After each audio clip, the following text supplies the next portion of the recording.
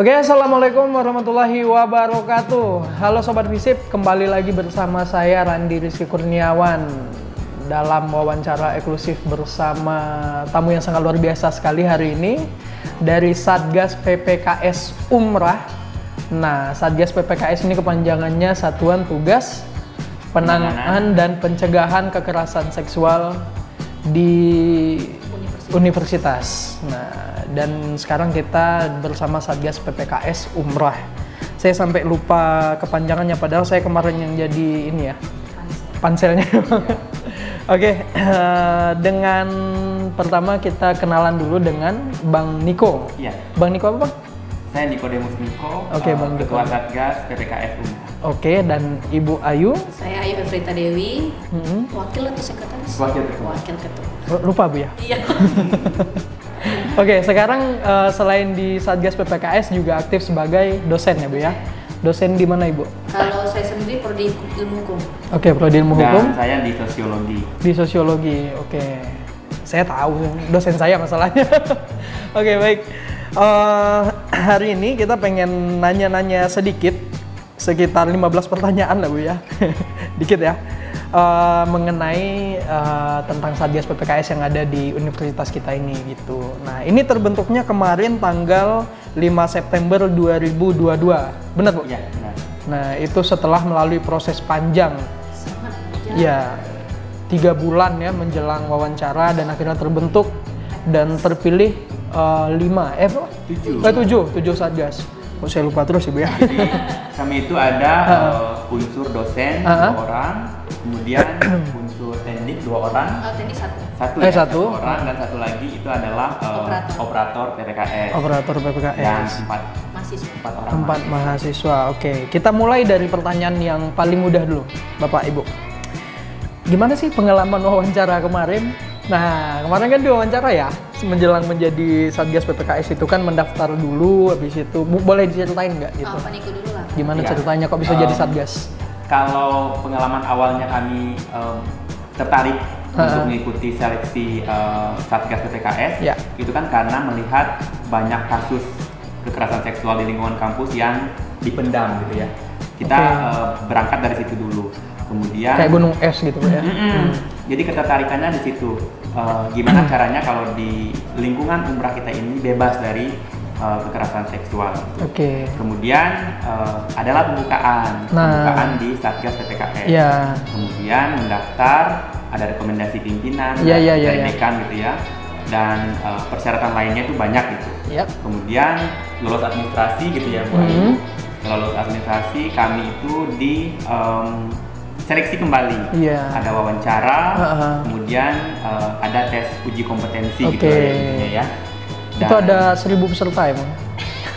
Nggak sampai? Kurang lebih ada 10-an lebih. Gitu. Sepuluhan.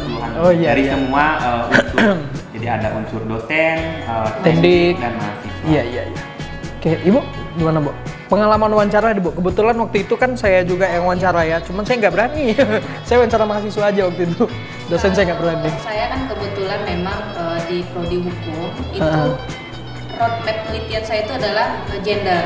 Oke. Nah, jadi sekarang udah mulai mencari jati diri bahwa untuk masalah gender ini sangat-sangat menarik dan memang seperti yang Saudara Randy bilang tadi adalah seperti gunung es. Nah, jadi diam-diam toto udah banyak aja kasusnya. Jadi karena saya hukumnya hukum pidana, jadi ini salah satu bentuk atau salah satu upaya saya untuk mengenalkan ke masyarakat, terutama di lingkungan kampus, bahwa kekerasan seksual itu di kampus walaupun sekedar dengan cuitan, senggol-senggol sedikit.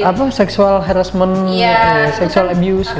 Itu salah satu upaya untuk kita menangani itu dan mencegah jangan sampai ada terjadi di lingkungan kampus kita terutamanya. Dan akhirnya Ibu mendaftar, ikut wawancara.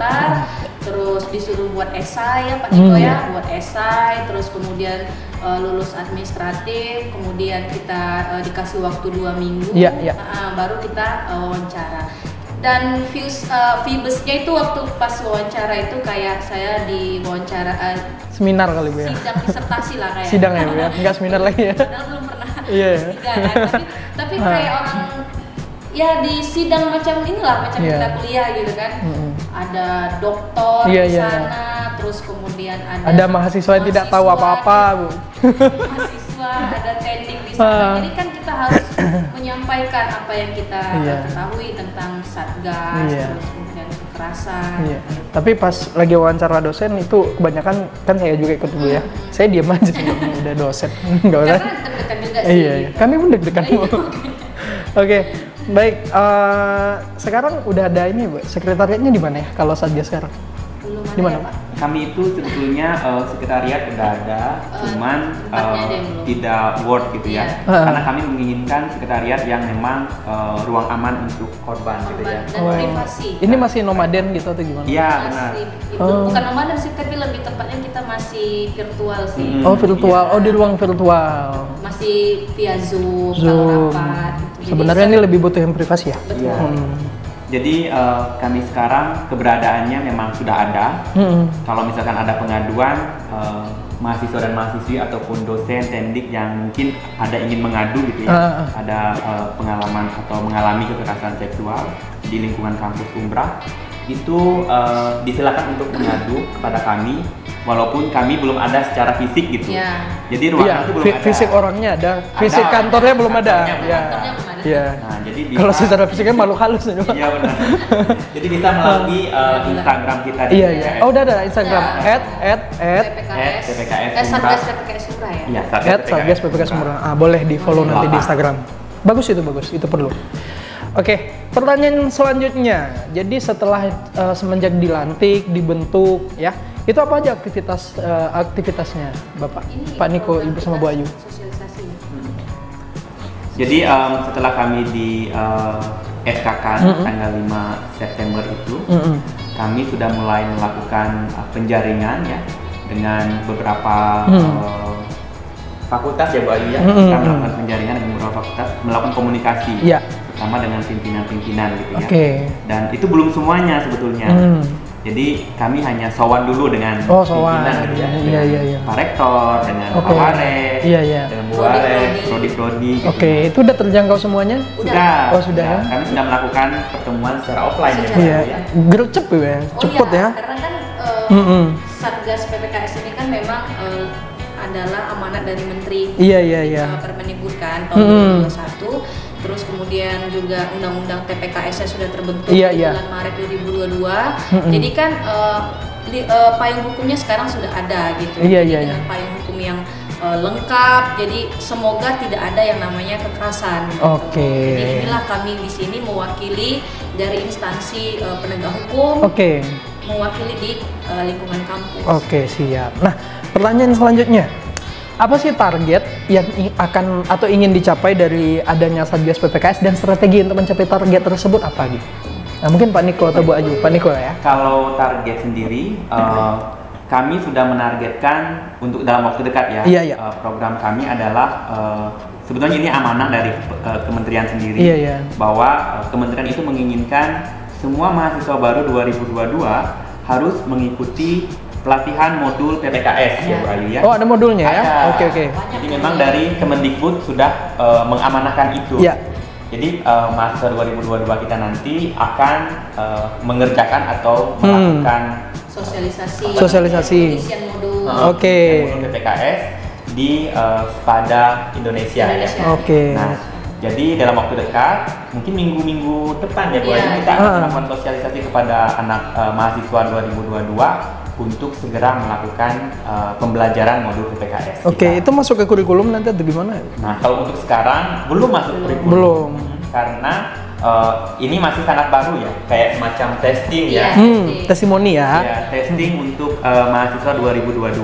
Dan harapannya nanti seluruh mahasiswa Umbrah dapat mengakses pembelajaran modul Spada. Buat Bu Ayu deh. Strateginya gimana, Bu? Yang udah dibentuk sama 7 satgas kita ini gitu untuk mencapai target tadi. Kalau untuk Spada tadi kan memang dalam waktu dekat memang kita akan sosialisasi di audit. Itu kita udah selesai ya Pak Niko ya, jadi tinggal pelaksanaan, sudah kita bagi-bagi per prodi.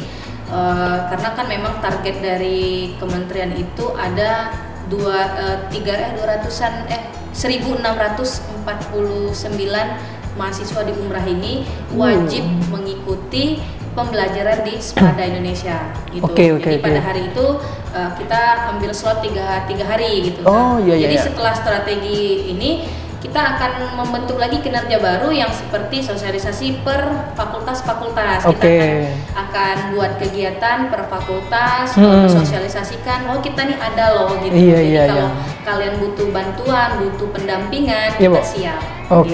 Itu berarti strategi kami untuk next proyek lah ya istilahnya. Nah, untuk di kurikulum sendiri itu kan salah satu saran masukan dari saya waktu wawancara kemarin. Jadi kalau untuk kurikulum kita pengennya semua dosen itu memasukkan itu ya pengertian tentang apa itu kekerasan di setiap mata kuliah. Di setiap mata kuliah. Gitu. Jadi di awal nggak apa-apa kalau cuma di awal atau di akhir pertemuan atau mungkin di akhir semester itu nggak masalah sih menurut saya. Yang penting ada sekilas dia membicarakan bahwa ada loh gitu perbuatan yang dilarang di lingkungan kampus. Berarti bakalan padat nih aktivitas kedepannya dari Satgas PPKS. Wah, banyak ya, udah ngajar. Ibu bimbingan juga Ibu ya? Iya dong. Iya, nambah sekarang Satgas ya? Walah. Dan yang paling penting itu adalah untuk di awal-awal ini kita membangun awareness dulu. Jadi bagaimana awareness kita terhadap kekerasan seksual sendiri. Bahwa nggak bisa kalau sweet-sweetan, candaan itu tidak bisa. Nggak bisa ya? Tidak bisa ditolerir. Di Undang-Undang TPKS juga disebutin kan, Undang-Undang Tindak Pidana Kekerasan Seksual, cuitan atau catcalling sudah masuk ke dalam tindak pidana. Ini mungkin bisa nih masuk ke pertanyaan selanjutnya nih Bu ya. Kita bahas di sini. Pandangan Pak Niko sama Ibu Ayu mengenai kasus kekerasan seksual, terutama di kampus itu seperti apa gitu? Mungkin Pak Niko dulu. Ya, kalau pandangan saya mengenai kekerasan seksual ya, di kampus itu kan kita sebagai insan akademisi, tentu tadi yang pertama adalah membangun awareness dulu. Kita bisa jadi tidak sadar kalau kita melakukan pelecehan. Atau kita bahkan tidak sadar kita adalah korban pelecehan. Atau kita pelaku. Nah kita tidak sadar. Nah itu yang kita bangun dulu di awal ini. Jadi untuk membangun itu tentu kita bermitra dengan fakultas. Bagaimana caranya kita menjangkau bahwa kita ini ada. Gitu. Itu dulu ya di awal-awal kita terbentuk ini. Bu Ayu sebagai salah satu akademisi yang banyak berfokus kepada gender nih, pandangannya tentang kekerasan seksual di kampus itu seperti apa? Sebenarnya kalau dulu itu adalah hal yang biasa ya. Misalkan bimbingan di ruangan tertutup hanya berdua saja itu kayak biasa karena ya memang antaranya dosen dan mahasiswa atau bapak atau ibu dengan anak gitu atau bapak dengan anak gitu ya. Tapi kan kalau sekarang segala sesuatu hal itu kan sudah diatur dalam undang-undang. Contohnya seperti Permendikbud itu udah ada di dalam Permendikbud tahun 2021. Lalu kemudian terbentuk lagi nih undang-undang PPKS-nya bulan Maret kemarin baru keluar tahun 2022. Maka itu dengan secara tidak langsung aturan itu sudah mengikat bahwa mau tidak mau, suka tidak suka, ya masyarakat Indonesia terutama di lingkungan kampus harus tahu bahwa segala sesuatu yang masuk dalam kriteria kekerasan itu tidak boleh lagi dilakukan gitu. Jadi kan kadang mahasiswa ini ada ya sesama mereka cuit-cuitan gitu, catcalling gitu kan atau cuit gitu ya Bu ya. Atau itu contoh ya Bu ya, bukan catcalling tadi. Atau mungkin misalkan pandangan yang membuat hasrat gitu itu kan nggak boleh, itu secara non verbal. Pandangan membuat hasrat tuh kayak semacam memandang gitu, tapi seperti menggoda gitu kan. Jadi kan bisa jadi kalau korban yang dilihat merasa tidak nyaman. Iya benar. Nah jadi kalau menurut undang-undang itu dilarang gitu. Verbal, non verbal, psikis, fisik segala macam itu kan ada di dalam undang-undang TPKS. Jadi ada semacam perluasan makna dari kekerasan seksual itu Bu ya. Sebenarnya bagaimana sih penyebab terjadinya kekerasan seksual di kampus itu gitu? Maksudnya sampai akhirnya urgensinya apa sih sampai kementerian tuh membuat itu? Apakah kasusnya sudah banyak atau memang fenomena ini sudah seperti yang tadi ya gunung es menjalar di mana-mana, atau pandangan Ibu tentang di Umrah sendiri bagaimana? Kalau saya bilang sih memang kenapa kementerian membentuk ada beberapa kasus yang terbuka sehingga mungkin dengan kasus yang terbuka mungkin kementerian atau menteri kita sendiri mungkin merasa bahwa ini perlu ada perlindungan. Oke, Bu. Contoh waktu kalau di SD, SMP, SMA itu sudah ada undang-undang perlindungan anak. Sistem peradilan pidana anak. Nah, kalau di lingkungan kampus kan nggak ada. Iya. Nah, TPKS sendiri pun juga terbentuknya setelah ada kejadian. Nah, begitu juga Permendikbud terbentuk setelah ada kejadian. Nah, jadi kalau saya bilang urgensinya ya memang lingkungan kampus butuh perlindungan yang lebih khusus. Nah, berarti ada sebab, ada akibat. Berarti penyebabnya memang di kampus ini selama ini ada fenomena yang tersembunyi. Jadi dengan adanya satu persatu kan pasti ini ya, menyampaikan bahwa saya pernah dilecehkan sama dia gitu kan. Saya selalu penasaran, Bu. Ini mungkin subjektif ya. Penyebab kekerasan seksual itu apa gitu? Apakah memang pakaian perempuan atau pikiran laki-laki? Nah, ini yang kita bingung nih. Ini selalu. Kalau saya nih dari sisi perempuan bisa jadi ya kita mungkin ada perempuan yang berjalan dengan baju yang biasa, tapi mungkin laki-laki menganggapnya kita tuh seksi lah, ya seksi gitu. Kalau enggak, mungkin ini menarik gitu. Sementara kita bukan mendorong ya, menarik ya. Menarik. Nah itu kan biasa gitu ya. Gitu. Harusnya pikiran laki-laki sih yang diluruskan. Gitu. Mungkin dari pandangan laki-laki. Singkat saja Pak. Singkat Pak Niko. Coba Pak Niko. Kalau kenapa kekerasan seksual itu terjadi di kampus, itu sebetulnya karena mainstream patriarki kita masih tidak bisa terlepaskan gitu. Entah itu di masyarakat umum maupun di lingkungan kampus. Jadi kenapa PPKS ini ada adalah amanat dari Permendikbud 30 2021 itu karena Permendikbud kementerian gitu ya, Kementerian Dikbud itu melakukan survei, ternyata kekerasan seksual di kampus itu banyak yang tidak diungkapkan. Jadi tidak terungkap itu karena atas nama baik kampus gitu. Jadi kalau diungkapkan jadi mencoreng nama baik nih.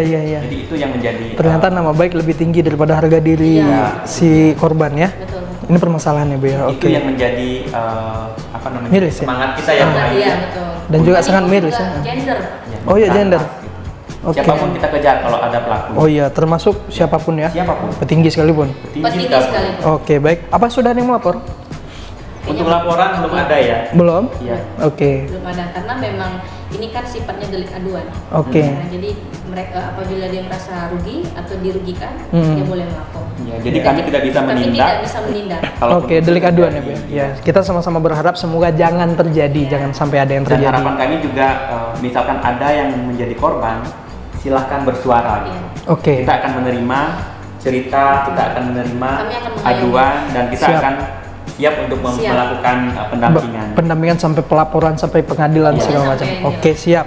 Terakhir Bu, closing statement untuk teman-teman di Umrah yang maksudnya penonton kita udah tahu nih ada Satgas PPKS, apa yang ingin disampaikan untuk mereka gitu. Kalau dari saya jangan takut karena memang di lingkungan kampus ini dengan adanya Satgas, insya Allah kita akan mendampingi, kita akan menerima dan insya Allah identitas akan terrahasiakan. Dari Pak Niko? Kalau dari saya adalah suara korban itu berharga ya. Jadi apapun yang korban alami, silahkan datang ke kami. Jika memang ingin mempercayai kami gitu ya. Tapi kalau misalkan belum mempercayai kami, silahkan cerita kepada siapa yang dipercaya. Temannya kah atau siapapun. Karena yang melapor itu boleh dari siapapun, misalnya temannya atau keluarganya bisa datang ke kami. Tidak harus korbannya. Karena kami akan dengan senang hati gitu ya untuk mendampingi, membantu hingga pemulihan, hingga jika korban mau misalnya proses hukum berlanjut itu kami akan mendampingi. Siap. Ini saya agak batuk nih Bu. Cuaca. Kalau closing statement dari saya ya kurang lebih sama dengan Bapak Ibu berdua ya. Ya sama saja, kita sama-sama menolak yang namanya kekerasan seksual. Mungkin itu hasil wawancara kita hari ini. Kita ada slogan stop. Gimana? Stop kekerasan seksual. Satu, kita ulang ya Bu ya. 1, 2, 3. Stop kekerasan seksual. Iya, itu dia. Baik. Slogan kita ya. Baik. Itu hasil wawancara kita hari ini. Semoga ini bisa menjadi pembelajaran bagi teman-teman yang menonton, dan ingat, stop kekerasan seksual di lingkungan kampus. Akhirul kalam, udah kayak ceramah. Terakhir saya ucapkan assalamualaikum warahmatullahi wabarakatuh.